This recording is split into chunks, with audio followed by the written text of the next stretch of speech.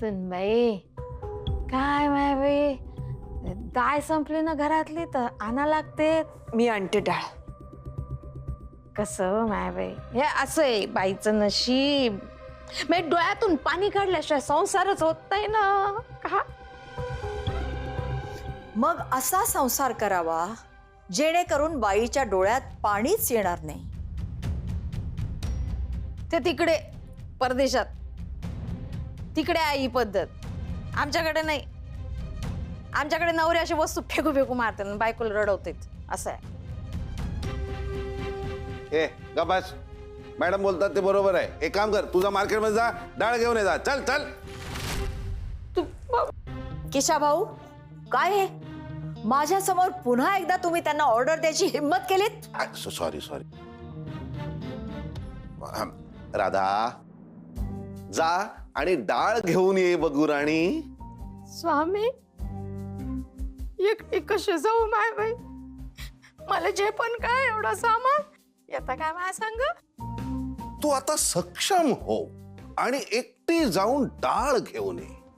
त्या सक्षम झाल्या तरी मला ते चालणार नाही, कारण आज मला तुमच्याच हातची डाळ खायची आहे. जा. माझ्या हातची डाळ खायची? बाप्पा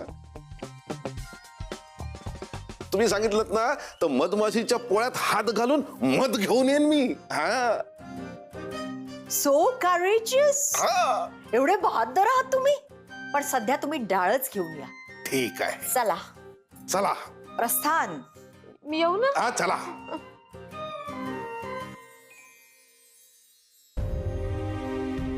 हॅलो भैरवी.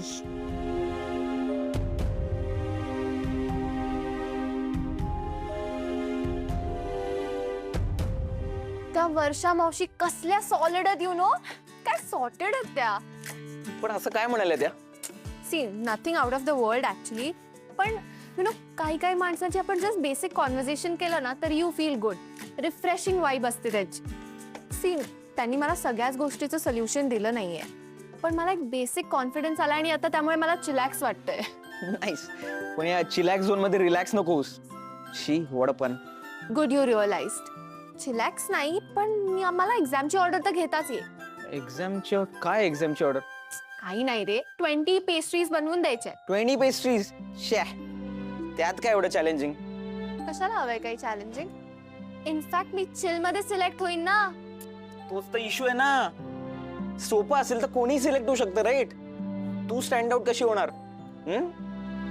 मला काय वाटतंय you should do something unique. काहीतरी असं भन्नाट जगावेगळं केलं पाहिजे. म्हणजे त्या कपड्या केल्या होत्या तसं. परत कपड्या? नाही म्हणजे तेच कर हे नाही म्हणत आहे मी.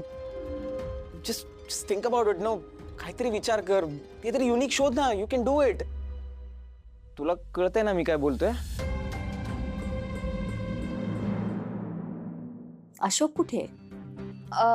ते ऑफिसला गेलेत. मी तुमच्यासाठी काहीतरी चहा कॉफी आणते पटकन. थांब थांब थांब. अगं कुठे चाललीस? पळतेस का माझ्यापासून? मग बोल ना माझ्याशी. अगं एवढी बोल्ड मुलगी तू, एवढी स्ट्रॉंग, आणि नवऱ्याने जरासं तुझ्याशी भांडण केलं तर लगेच डोळ्यात पाणी आणलंस. हे एकदा नाही झालंय, हे खूपदा घडलंय. आय डोंट नो त्याचा काय नक्की प्रॉब्लेम आहे. तुला माहित नाही तर विचार सोडून दे ना तो. असं कसा सोडून देऊ मी? After all he is my partner. आणि अडीअडचणीच्या वेळेला त्यांनी सुद्धा खूप केलंय माझ्यासाठी. त्यांनी तुझ्यासाठी खूप केलंय म्हणजे उपकार नाही केले. त्यांनी तुझ्यासाठी केलंय ना, तसंच तू पण त्याच्यासाठी खूप केलं असशीलच आणि करत असशील. तो असा रिॲक्ट झाला कारण त्याला माहितीये त्याच्या या रिॲक्शनमुळे तू घाबरलीस, म्हणून तो असा टोकाचा वागतोय. उद्या त्याच्या या वागण्याचा तुझ्यावर काहीच परिणाम झाला नाही असं तू त्याला दाखवलंस तर तो पुन्हा तसं वागणार नाही. बिलीव्ह मी, तसं करून बघ.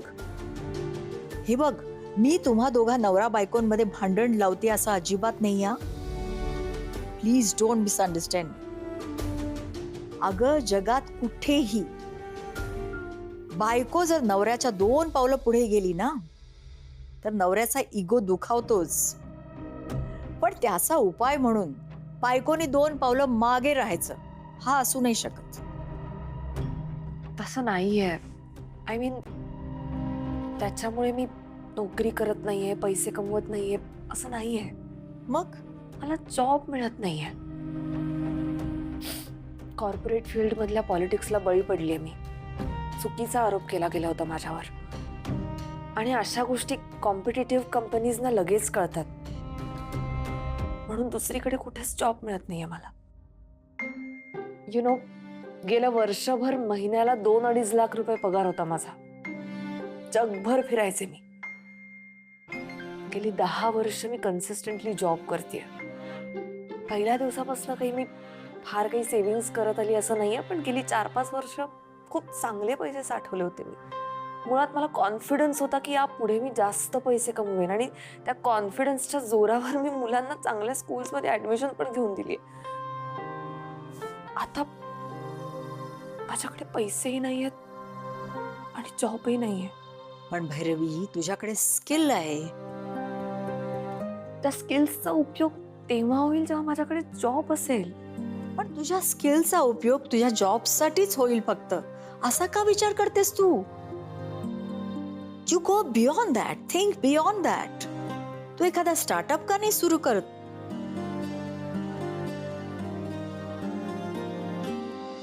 तुम्हाला सांगू का, माझा दिवस इतका हलका फुलका गेला. योगा तर मस्तच, पण त्या शिकवणारा बाई एकदम मस्त. त्याला म्हणतात योगा इफेक्ट. मी काय म्हणतो, आपण त्या बाईंना योगा क्लास घ्यायला सांगूया का? अरे म्हणजे काय, मस्तच. अरे माझगावकर आले. अरे माझगावकर, बरं झालं तुम्ही भेटलात. आम्ही येणार होतो तुमच्याकडे. हे बघा, एक तर सांगून ठेवतो तुम्हाला, एक तर मी दमून आलेलो आहे. हा, त्या मीटिंग आहे करून डोक्याला ताप देऊ नको का सांगतो मी तुम्हाला. काय पाहिजे तुम्हाला? माझगावकर, मीटिंगचं राहू द्या हो, नंतर बघू ते. मीटिंगचं नंतर बघू. कमाल. अहो ते महत्वाचं नाहीये. माझगावकर, नाही खूप दगदग होत असेल ना हो तुमची. माझगावकर, अहो गर्दीतून त्या बसमधून नका प्रवास करू. हो, मग तुम्ही काय विमान पाठवता माझ्यासाठी? माझगावकर, काळजी वाटते हो आम्हाला तुमची. काळजी तुम्हाला माझी? हो हो. अहो, म्हणजे तुम्ही आमच्या बिल्डिंगचे इतके जुने सदस्य आहात. हे बरोबर. हो मग हे म्हणजे उंदराला मांजराची साक्ष काढण्यासारखं झालं. एक मिनिट, काय हवंय तुम्हाला? अहो माझगावकर, तुम्हाला सांगायचंच राहिलं. रुपाली आज कोथिंबीरच्या वड्या बनवणार आहेत. मग अहो मग काय, तुम्हाला खूप आवडतात ना. मग येताय ना आज संध्याकाळी जेवायला आमच्या घरी? मी तुम्हाला परत एकदा विचारतोय, काय हवंय तुम्हाला? नाही काही नाही हो, काहीच नाही. आपलं सहज तुम्हाला विचारायचं होतं. सहज? माझगावकर, त्या बाई येतील का आम्हाला रोज योगा क्लास शिकवायला? येणार, येतील की. वाटलंच होतं मला. नाही नाही माझगावकर, काय आहे, आम्हाला त्यांना एक ऑफर द्यायची होती. तुम्हाला त्यांना ऑफर द्यायची होती? काय काय काय ऑफर द्यायची? आम्हाला त्यांना विचारायचं होतं, योगा क्लास घ्यायला त्या रोज आपल्या सोसायटीत येतील का? छान आहे की, आयडिया छान आहे. आपण सांगू, वर्षाला सांगू आपण ते. पण एक अडचण आहे. अडचण? अहो अडचणीचं काय घेऊन बसलाय? फक्त सांगा, आपण लगेच सोडवू. अरे लगेच सोड म्हणजे काय प्रश्नच नाही. तुम्ही लगेच सोडवाल. आपल्या सोसायटी काय कमी आहे काय? हो ना. नाही, पण जे फुकट ते पौष्टिक असा नियम आहे ना आपल्या सोसायटीचा. नाही म्हणजे ते वर्षाला ते आवडणार नाही ना. माझगावकर, अहो सोसायटी फंडात पैसे आहेत चांगले ना, तर आपण ती काही योगा फी आहे ना ती देऊन टाकू. हो हो, देऊ देऊ, आपण देऊ. जरूर देऊ. पण काय आहे, ती ना राहते अमेरिकेत, त्यामुळे तुम्हाला फी डॉलर मध्ये द्यावी लागेल ना. अरे बापरे, अरे बापरे, $1 काय किंमत आहे? 85. नाही त्याची बरीच काय आहे, वर खाली होत असते. वरतीच जास्ती असते ते. पण काय आहे, त्यामुळे ना आपल्या शरीरापेक्षा खिसे हलके होणार आहेत. हे तुम्ही वहिनीला सांगितलेत का? सांगितलं होय ना? मग काय हरकत नाही. मी आता घरी जातो. वर्ष आता माझ्याकडे येणार आहे. मी तिला सांगतो की तुम्ही डॉलर द्यायला तयार आहात. नाही मी सांगतो, डोंट वरी. नाही ऐका हो माझगावकर, हो माझगावकर, तसं नाही. हे काय ऐकतच? देसाई, डॉलरचा भाव काय आहे? अहो डॉलरचा भाव मरू दे, आपला डाव उलटाच पडला. आपणच अडकलो. पण बिझनेस स्टार्ट करायचा म्हणजे भांडवल लागेल आणि एवढं सगळं भांडवल कुठून आणू मी? माझ्याकडे होते ते पैसे सुद्धा गेले आता. अगं पण एखादा बिझनेस सेटअप करायचा असेल तर त्याच्यासाठी प्रचंड मोठं भांडवल लागतं असं कोणी सांगितलं तुला? तू एखादा स्मॉल स्केल बिझनेस स्टार्ट करू शकतेस. आता मी तुमच्याकडे येत होते ना तेव्हा मला वाटेत संयमी भेटली. ती मला सांगत होती की तिच्या एका कुकिंग ऑर्डरमध्ये तू तिला मदत केली होतीस म्हणून. या ती ऑर्डर कम्प्लीट करायला मी केली होती मदत. इनफॅक्ट तिला थोडाफार प्रॉफिटही झाला होता. झाला होता ना? Yes, that's it. This is a golden opportunity for you. आजपर्यंत तू कॉर्पोरेट फील्डमध्ये काम केलंयस. तुझ्या गाठीशी चांगला एक्सपिरियन्स आहे. बस त्या एक्सपिरियन्सचा उपयोग तू हा बिझनेस डेव्हलप करण्यासाठी कर. Remember, where there is a will there is a वे.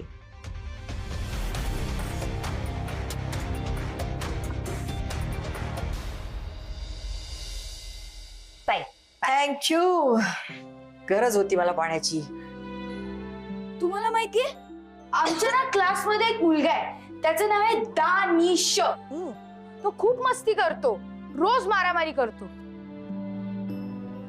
हो, आणि मॅमला खूप उलट उत्तरं देतो आणि क्लासची ट्यूबलाईट पण फोडतो.